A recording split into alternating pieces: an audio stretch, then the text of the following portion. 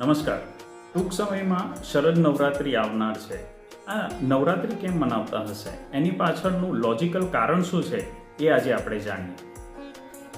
નવરાત્રિ એ 9 દિવસનો તહેવાર છે અને દિવસ કરતાં રાત્રિનો તહેવાર છે. એનું મુખ્ય કારણ એ છે કે શરદ ઋતુમાં આપણા શરીરમાં કુદરતી રીતે પિત્ત વધી જતું હોય છે.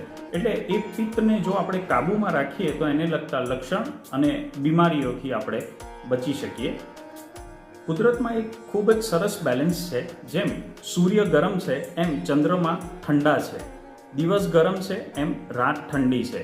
એટલે નવરાત્રિની 9 રાત દરમિયાન જો આપણે પગમાં કંઈ પણ પહેર્યા વગર ભીની માટી ઉપર ગરબા રમીએ, રાતની ચંદ્રમાની શીતળતા શેકીએ તો એનાથી આપણા શરીરમાં કુદરતી રીતે પિત્તનું શમન થાય છે. નવરાત્રિ દરમિયાન આપણે જે કંઈ પણ પ્રસાદ ખાઈએ છીએ એમાં પણ ઠંડા પ્રસાદનો ઉપયોગ આપણે વધારે કરવો જોઈએ.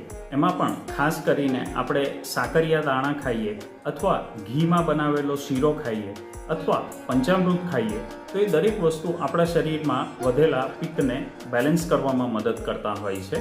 એટલે નવરાત્રિનો તહેવાર આપણે ઉજવવો જોઈએ અને આપણા શરીરમાં રહેલા પિત્તને બેલેન્સ કરવું જોઈએ. આયુર્વેદથી સંબંધિત આવા જ ઇન્ટરેસ્ટિંગ ફેક્ટ્સ જાણવા માટે અમારી ચેનલ ઓથેન્ટિક આયુર્વેદાને લાઇક, શેર, ફોલો અને સબસ્ક્રાઇબ જરૂરથી કરજો. Thank you.